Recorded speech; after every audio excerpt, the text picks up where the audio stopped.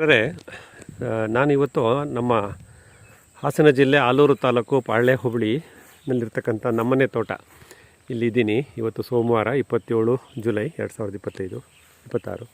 So ನಿಮ್ಗೆ ಗಮನಿಸಿರ್ಬೋದು, ನನ್ನ ಹಿಂದಿನ ವಿಡಿಯೋ 15ನೇ ತಾರೀಕು ಜುಲೈ 15 12 ದಿನದ ಹಿಂದೆ ನಾವು ಈ ಬ್ಲಾಕಲ್ಲಿ ರೋಬೋಸ್ಟಾ ಕಾಫಿ ಹಾಕಬೇಕು ಅಂತಂದಾಗ ಒಂದು ವಿಡಿಯೋ ಮಾಡಿ ಅಪ್ಲೋಡ್ ಮಾಡಿದ್ದೆ.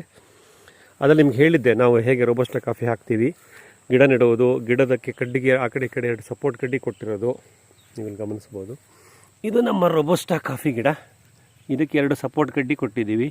ಆಮೇಲೆ ತೆಂಗಿನ ನಾರಿನ ಮುಚ್ಚಿಗೆ ಮಾಡಿದ್ದೀವಿ.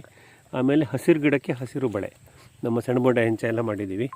ಸೊ ಇದಿಷ್ಟನ್ನು ನಾವು ಮಾಡಿ 15ನೇ ತಾರೀಕು ಅಂದರೆ ಈಗ 12 ದಿನಗಳ ಹಿಂದೆ.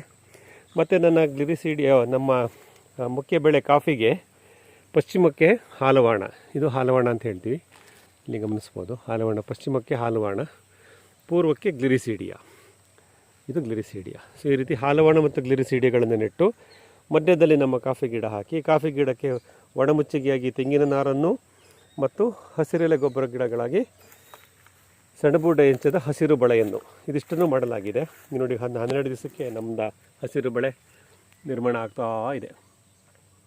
ಇದು ಏನು ಈಗ ನಾನು ಒಣಮುಚ್ಚಿಗೆ ಮಾಡಿದ್ದೀನಲ್ಲ ಇಲ್ಲಿ, ಇದನ್ನು ಬ್ರೌನ್ ಮೆಟೀರಿಯಲ್ ಅಂತ ಕರಿತೀವಿ. ಈ ಡಯಂಚ ಸೆಣಬು ಏನು ಮಾಡ್ತೀವಿ, ಇದು 35 ದಿವಸಕ್ಕೆ ಇಷ್ಟು ಹತ್ರ ಬರುತ್ತೆ, 1 ಅಡಿ 2 ಅಡಿ. ಆವಾಗ ಅದನ್ನು ಕತ್ತರಿಸಿ ಅಲ್ಲೇ ಮುಚ್ಚಿಗೆ ಮಾಡ್ತೀವಿ, ಅದನ್ನು ಗ್ರೀನ್ ಐಟ್ ಅಂತ. ಸೊ ಬ್ರೌನು ಗ್ರೀನು ಆ ಥರ ಲೇಯರ್ ಬೈ ಲೇಯರ್ ಹಾಕೊಂಡು ಹೋಗೋದ್ರಿಂದ ನನ್ನ ಗಿಡಕ್ಕೆ ಬೇಕಾದ ಗೊಬ್ಬರ ಇಲ್ಲೇ ತಯಾರಾಗುತ್ತೆ.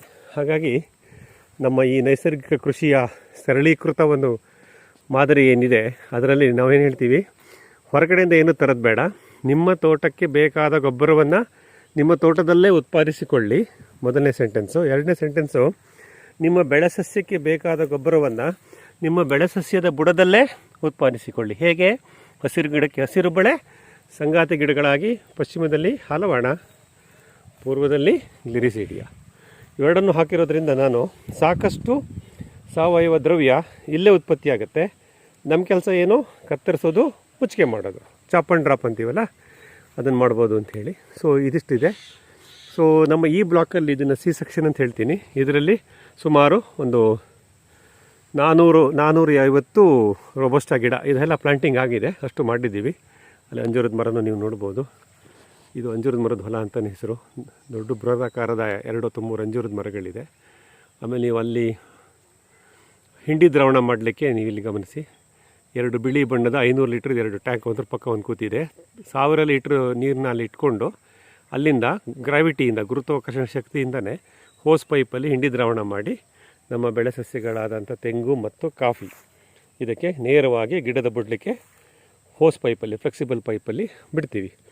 ಹಿಂಡಿ ದ್ರಾವಣ ಇನ್ನೂ ಕೊಟ್ಟಿಲ್ಲ. ಸೊ ನೀವು ಇನ್ನೂ ಗಮನಿಸ್ಬೋದು ಮಿತ್ರರೇ, ಈ ಕಾಫಿ ಬೆಳೆ ಏನು ನಾವು ಇಲ್ಲಿ ಟ್ರಾನ್ಸ್ಪ್ಲಾಂಟ್ ಮಾಡಿದ್ದೀವಿ, ಇದಕ್ಕೆ ಯಾವುದೇ ರೀತಿಯ ಸಾವಯವ ಗೊಬ್ಬರ, ಕೊಟ್ಟಿಗೆ ಗೊಬ್ಬರ, ಎರೆಹುಳು ಗೊಬ್ಬರ ಯಾವುದೂ ನಾವು ಬಳಸಿಲ್ಲ.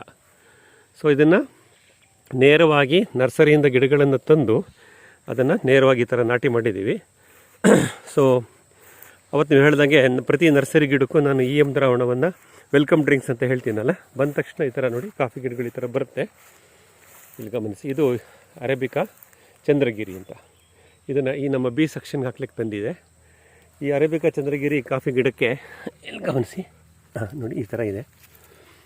ಇದರದ್ದು ಭಾಳ ಎಳೆ ಗಿಡಗಳು ಇವೆಲ್ಲ. ಡಿಸೆಂಬರ್ 25ರಲ್ಲಿ ಗಿಡದಲ್ಲಿಂದ ಕುಯ್ದಂಥ ಕಾಫಿ ಹಣ್ಣು ಫೆಬ್ರವರಿನಲ್ಲಿ ಆ ಬೀಜವನ್ನು ತೆಗೆದು ಈ ಥರ ನರ್ಸರಿ ಬ್ಯಾಗ್ ಹಾಕಿದ್ದಾರೆ. ಫೆಬ್ರವರಿ ಟು ಜುಲೈ 5 ತಿಂಗಳಲ್ಲಿ ಈ ಥರ ಮೊಳಕೆ ಬಂದು ಇಷ್ಟು ಎತ್ತರಕ್ಕೆ ಬೆಳೆದಿದೆ. ಸ್ಟೆಮ್ ಸೈಜು ನೋಡ್ಬೋದು ನೀವು ಹೇಗೆ ಬಂದಿದೆ ಅಂತ. ಸೊ ಇದಕ್ಕೆ ನಾವೇನು ಮಾಡಿದ್ವಿ, ನಮ್ಮ ತೋಟಕ್ಕೆ ಬಂದ ತಕ್ಷಣವೇ ಇದಕ್ಕೆ ಇಲ್ಲಿಗೆ ಸ್ವಲ್ಪ ದ್ರಾವಣ, ಎಂ ಅಂತೀನಲ್ಲ ಅದನ್ನು ಕೊಟ್ಬಿಟ್ಟಿದ್ದೀವಿ.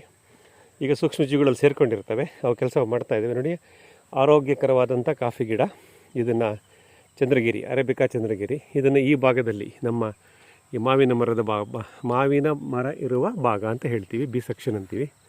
ಇದು ಅಂಜೂರ ಮರ ಇರುವ ಭಾಗ. ಅಂದರೆ ಒಂದೊಂದು ಭಾಗಕ್ಕೆ ಆ ಮರಗಳಿಂದನೇ ಆ ಭಾಗವನ್ನು ಗುರುತಿಸ್ತೀವಿ. ಇದು ಅಂಜೂರದ ಮರದ ತೋಟ, ಮಾವಿನ ಮರದ ತೋಟ, ಆ ಕಡೆ ಇದು ನೇರಳೆ ಮರದ ತೋಟ, ಆ ಥರ ಹೆಸರಿಟ್ಕೊಂಡ್ಬಿಟ್ಟಿರ್ತೀವಿ. ಯಾವ ಮರ ಇರುತ್ತೋ ಆ ಥರದ್ದು ಅದನ್ನು ಮಾಡುವಂಥ ಪ್ರಯತ್ನ ನಡೆದಿದೆ. ಸೊ ಈ ಒಳ್ಳೆ ವಾತಾವರಣ ಇದೆ ಮಿತ್ರರೇ. ಇವತ್ತು ಸೋಮವಾರ 27 ಜುಲೈ. ರಾತ್ರಿನೂ ಇಲ್ಲಿ ಸುಮಾರು ಮಳೆ ಬಂದಿತ್ತು, 2-3 ಸಲ ಬಂತು ಮಳೆ, ಇಲ್ಲೇ ಇದ್ದೆ ರಾತ್ರಿ.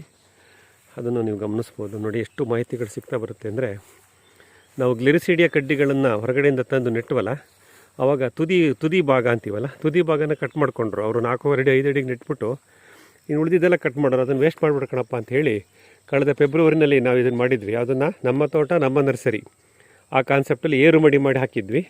ಈಗೆಲ್ಲ ಗ್ಲಿರಿಸಿಡಿ ಕಡ್ಡಿಗಳನ್ನು ನೀವು ಇಲ್ಲಿ ಗಮನಿಸಿ, ಈ ಥರ ಚುಚ್ಚಿಟ್ಬಿಟ್ಟಿದ್ದೀವಿ. ಈ ಥರ ಇಲ್ಲಿದ್ದಾವೆ. ಇದರಲ್ಲಿ ನಾನು ಯಾವುದು ನೋಡಿ ಆಲ್ರೆಡಿ ಇಲ್ಲಿ ಮೊಳಕೆ ಬರ್ತಾಯಿದೆ. ಯಾವುದೇ ಥರ ಮೊಳಕೆ ಬರುತ್ತೋ ಅದನ್ನು ಇಲ್ಲಿಂದ ತೊಗೊಂಡೋಗಿ ನಮಗೆ ಎಲ್ಲಿ ಬೇಕೋ ಅಲ್ಲಿ ಸಂಗಾತಿ ಗಿಡವಾಗಿಯೋ ಬದುವಿನಲ್ಲೋ ಜೀವಂತ ಬೇಲಿಗೋ ಗ್ಲಿರಿಸಿಡಿಯನ್ನು ಟ್ರಾನ್ಸ್ಪ್ಲಾಂಟ್ ಮಾಡ್ಕೊತೀವಿ. ಇದೇ ರೀತಿ ಈ ಕಡ್ಡಿಗಳನ್ನು ತಂದು ಒಂದು ಕಡೆ ಇಟ್ಕೊಂಡು ಬೇರು ಬರೆಸಿ ನಮ್ಮ ರೈಸ್ಡ್ ಬೆಡ್ಡಲ್ಲಿ ಏರುಮಡಿನಲ್ಲಿ ಆಮೇಲೆ ಅದು ಎಲ್ಲಿ ಬೇಕೋ ಅಲ್ಲಿಗೆ ಟ್ರಾನ್ಸ್ಪ್ಲಾಂಟ್ ಮಾಡೋದು. ಹೀಗೆ ಈ ನೋಡಿ ನೈಸರ್ಗಿಕ ಕೃಷಿನಲ್ಲಿ ಸಾಕಷ್ಟು ಕಲಿಯೋದಿರುತ್ತೆ. ನಾವು ನೋಡಿ ಕಲಿತಾ ಹೋಗ್ತೀವಿ. ಕಳೆದ ವರ್ಷದ ಗ್ಲಿರಿಸಿಡಿಯಾ ಅದು ಚೆನ್ನಾಗಿ ಬಂದಿದೆ. 25ನೇ ಇಸ್ವಿ ಅಂದರೆ 1 ವರ್ಷ ಆಯ್ತು ಈಗ ಅದಕ್ಕೆ ಹಾಕಿ. ಇವು ಸಾಕಷ್ಟು ಬರ್ತಾ ಇದೆ.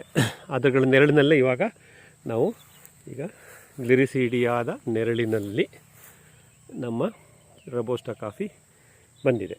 ಸೊ ಹೀಗೆ ಪ್ರಯತ್ನ ಮುಂದುವರಿತಾ ಇರುತ್ತೆ.